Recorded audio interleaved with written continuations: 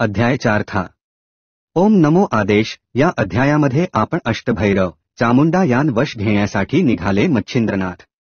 व्हिडिओमध्ये पुढे जाण्या अगोदर व्हिडिओला लाईक करा आणि चॅनलला सबस्क्राईब करा जेणेकरून सगळे व्हिडिओज तुमच्यापर्यंत पोहोचू शकतील। मच्छिंद्रनाथ हिंगळादेवीचे दर्शन वेजोमय आदिशक्ती माता होय काही देवी म्हणजे जणू। मच्छिंद्रनाथ देवीच्या प्रचंड दरवाजाजवळ गेल्यानंतर त्यांना तेथे महाबलाढ्य अष्टभैरवांचे दर्शन झाले। अष्टभैरवांनी मच्छिंद्रनाथांना ओळखले। मच्छिंद्रनाथांना मिळालेल्या सर्व वरदानांची परीक्षा घेण्याचे अष्टभैरवांनी उरविले। अष्टभैरवांनी संन्यासी वेशात रूपांतर केले व ते दारापाशी उभे राहिले। मच्छिंद्रनाथांस त्यांनी अडविले व विचारले, ते कोण, तू कोठे चालला आहेस? मच्छिंद्रनाथ म्हणाले, मी देवीचा भक्त मच्छिंद्रनाथ आहे। मी देवीमातेच्या दर्शनासाठी फार लांबून आलो आहे। तुम्हाला पण देवीचे दर्शन घ्यायचे आहे काय? यावर ते अष्टसन्यासी म्हणाले, आम्ही इथले द्वारपालच आहोत।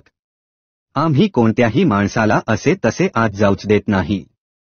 त्यासाठी येथे त्याला आधी पाप पुण्याचा हिशाब द्यावा लागतो। पुण्यवान व अतिशय तीव्र इच्छा असणाऱ्या माणसालाच आम्ही आत जाण्याची परवानगी देतो। ज्याला सुखाची इच्छा आहे तो आत जाऊ लागल्यास दार आपोआप लहान होते। खोटे बोलून तो आत गेल्यास आम्ही सर्वजण त्याला पाठीमागे ओढून त्याला शासन करतो।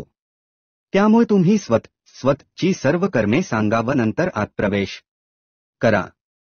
मच्छिंद्रनाथ यावर म्हणाले, मला पाप म्हणजे काय, वधूनेस म्हणजे काय, हाही काही कळत नाही। मी जे काम करतो ते सर्व ईश्वरासाठीच करतो।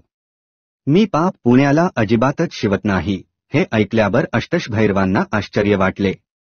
तुला जन्मापासून सर्व पाप पुण्यांचा हिशोब दिला पाहिजे, नाहीतर तुला येथे शिक्षा भोगावी लागेल। स्वतःच्या हातून झालेले जे काही पाप असेल ते तूच स्वतः सांग, म्हणजे तुला अबामाता क्षमा करून दिव्य दर्शन देईल।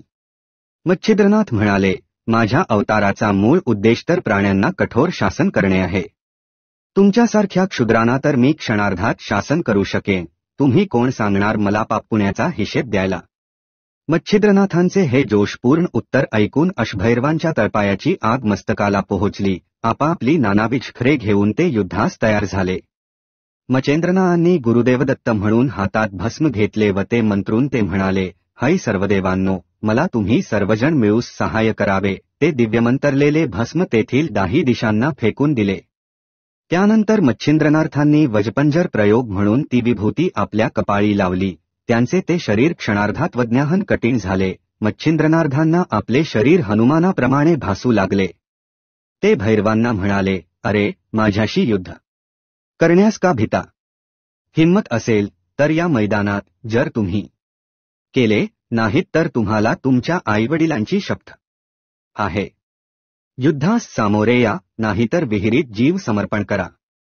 ही मच्छिंद्रनाथांची आणि ऐकून अष्टभैरवांनी आपापली शखरे मच्छिंद्रनाथांवर सोडण्यास सुरुवात केली। त्यांचे डोळे रागाने लालबुंद झाले होते। मच्छिंद्रनाथांनी ती संशस्त्रे गवताच्या काडीप्रमाणे दूरवर फेकून दिली। त्याच वेळी वासवशक्ती सोडण्यात आली। या शक्तीचा आवाज इतका बुलंद होता की त्यामुळे सर्व ब्रह्मांड दणाणून गेले।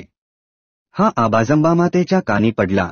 तिला समजेना हा सर्व काय प्रकार आहे, म्हणून त्याचा शोध घेण्यासाठी अंबामातेने आपल्याकडील मनमोहिनीसह अनेक सौंदर्यवती दासी 10 दिशांना पाठविल्या। अष्टभैरवांनी दुसऱ्या दासींच्या मदतीने शस्त्रास्त्रांचा मारा सुरू केला। मच्छिंद्रनाथांनी सर्व क्षत्रास्त्रे परत पाठवली। मच्छिंद्रनाथांना त्या दासी पाहन मोहिनी अस्त्राची आठवण झाली। त्यांनी ते अखर कामशरात घालून टाकले। त्या अखराने गुम रूपाने दासींच्या देहात गुप्तपणे प्रवेश केला। या अस्त्राने प्रवेश केल्यावर त्या दासींचे देहभानच हरपले। एखाद्या वेड लागलेल्या खरीप्रमाणे त्या नाचू लागल्या। मच्छिंद्रनाथांनी विद्यागौरी अस्त्राच्या सहाय्याने त्या सर्व दासींचे नैसर्गिक अवस्थेत रूपांतर केले। त्यांच्या शरीरावरील सर्व वर्रे उडवून टाकली। त्यानंतर माया नावाच्या अखराच्या सहाय्याने अनेक पुरुष त्या दासींपुढे निर्माण केले।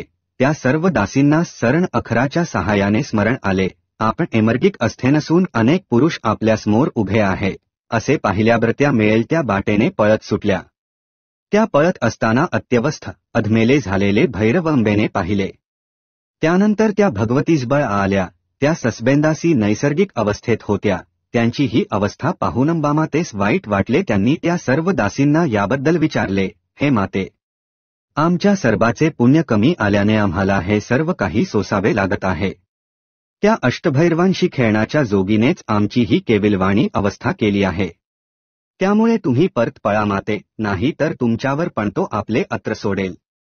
त्या सर्व विवत्र दासींना मच्छिंद्रनारांची भीतीच बसली होती. आला तो आला असे त्या सारखे किंचाळत होत्या. हा सर्व प्रकार पाहन अंबामातेस नवल वाटले. हे कोणाचे काम असावे बरे, हे जाणून घेण्यासाठी तो दिव्यहृष्टीने पाह लागली. तेव्हा तिच्या लक्षात आले की कबोनारायणाचा अवतार असणारे है खुद्द मच्छिंद्रनाथच आहेत. तिने सर्व दासींना वरसरे प्रदान केली. त्या सर्वासह तो मच्छिंद्रनाथांजवळ गेली. अंबामातेस पाहिल्यावर मच्छिंद्रनाथांनी मातेस नमन केले. त्यांच्या पराक्रमाची थोरवी गायली. भैरवांना मच्छिंद्रनाथांनी सावध केले. अष्टभैरव पण मच्छिंद्रनाथ की जय असा जोरजोरात जय जयकार करू लागले. अंबामातेने मच्छिंद्रनारांजवळ पराक्रम पुन्हा दाखविण्याची आज्ञा दिली. हे माते, तू जे सांगशील ते मी करीन. मच्छिंद्रनाथ म्हणाले. माता म्हणाली, सर्व पर्वत आकाशाला उडवायचे, मूळ स्थानी परत ठेवायचे असा आदेश मच्छिंद्रनाथांना दिला. मच्छिंद्रनाथांनी सर्व पर्वत आकाशाला उडविले व बाताखराचा उपयोग करून ते सर्व पर्वत भोगण्याप्रमाणे आकाशातच गरगर फिरवून अंबामातेची वाहवा मिळवली. नंतर ते पर्वत पुन्हा मूळ स्थानी ठेवले. मच्छिंद्रनाथांना घेऊन अंबामाता आपल्या स्वस्थानी गेली. तिथे त्यांनी 3 दिवस मुक्काम केला. तिथे अंबामातेने मच्छिंद्रनाथांना शास्त्र व भित्नास्त्र अशी 2 नवीन असे प्रदान केली. ती दोन्ही अखे त्यांनी प्रसाद म्हणून ग्रहण केली. मातेस साष्टांग नमन करून मच्छिंद्रनाथांनी पुढील प्रवासास सुरुवात केली. अध्याय 4 समाप्त. व्हिडिओ आवडल्यास नक्की लाईक करा आणि चॅनलला सबस्क्राईब करा जेणेकरून सगळे व्हिडिओज तुमच्यापर्यंत पोहोचू शकतील.